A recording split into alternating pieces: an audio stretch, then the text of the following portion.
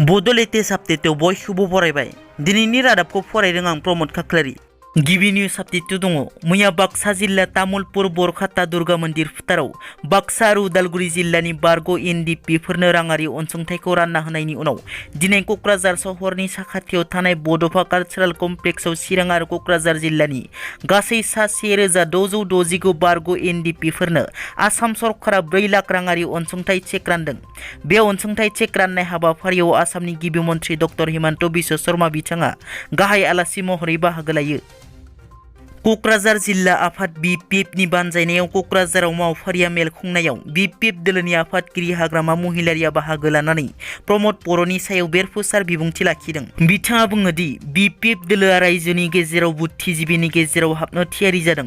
मानो होनोब्ला प्रमद बर'आ दिनैनि सानाव थांनाय 17 आरो 18 नभेम्बराव जानाय एसेम्ब्लियाव जि मिसुलिया खोथाफोर बुंदों, नंखाय खोथाफोर बुंदों। प्रमद बर'आ थारैनो मिसुलिया मानसि।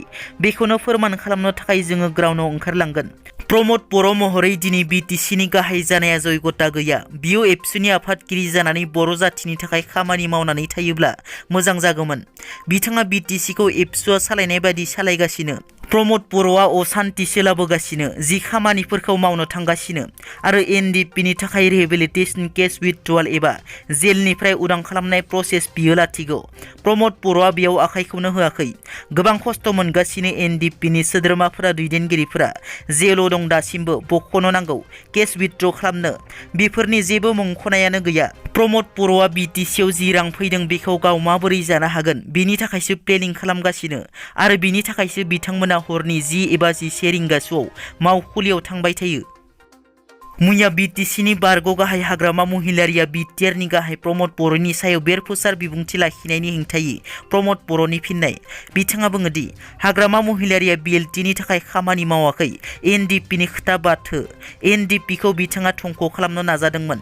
बिथांनि समाव NDP केम्पआव गाग्लोबनाय, गुबुन गुबुन जायगायाव NDPनि सायाव गाग्लोबदों। बै समनि खोथाफोरखौ बिथाङा मानो बावलांखो? दिनै NDPनि मानसिया हाजिरा मावनानै जागासिनो, जौ लोंनानै फाहामथाय लानो हायैनि जिउ गोमालांनो गोनां जादों।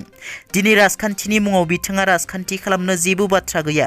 जि बाथ्रा बिथाङा बुंगासिनो, बिथांनि गासिबो बाथ्रानि जोंनाव फिननाय दं आरो हाग्रामा महिलारि बिथाङा हरावल' नङा, सानावबो मावखुलियाव थाङामोन। लोगोसे BTCनि मोन 10 डिपार्टमेन्टआ आसाम सरकारनि आखायाव थांनायनि सायाव बिथाङा खुगा खेवनानै बुङो दि रावबो आसाम सरकारनो BTCनि मोन 10 डिपार्टमेन्ट होआखै। उल्था DCआसो जोंनि सिङाव दायो फैबाय, जोंनि सेक्रेटारि जाबाय। बिथाङा बेफोरखौ फरायनो रोङा, बुजिनो रोङा, ओरैनो गुबुन डाइरेक्ट खालामनाय बायदि एबा बुजायनाय बायदि साइन होनानै BTR सुक्ति फैबाय। बिथाङा ओरैनो साइनल' होनो थांदों, साइन होनाय सानाव साइन होनानै फैदों आरो 17 बोसोर चिफ जानायाव लुथिनानै उदै बुंबाय। बिनि अनगायै आरो मा दंबावो होनना। बारग' NDPनि आफादगिरि डक्टर धीरेन बर'आ बारग' NDPफोरनि केस विथड्र जानायनि सायाव बिबुंथि लाखियो। बिथाङा बुङो दि जोंनि केडारफोरा दाबो सामन वारेन्ट फैयो, बिथांमोनखौ न'आव नागिरहोयो।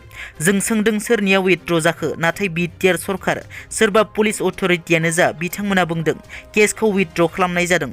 274 केसफोरखौ विथड्र खालामबाय होनना। नाथाय दिनै सोरनियाव विथड्र जाखो? जोंनि नोजोराव, जोंनि मिथिनायाव सासेबो केस विथड्र जायाखै। बे बहानि केस जों मिथिया, नाथाय जों खोनायो बिराद सिगां थैनानै थांनाय मानसिफोरनि मुङा सिखारदों बेवहाय, विथड्र खालामनायनि बाथ्रा फैदों बेवहाय। बेबायदि आं रिपर्ट मोनदों। नाथाय दिनै गोथै मानसिनि केसखौसो विथड्र खालामबाय नामा होनना।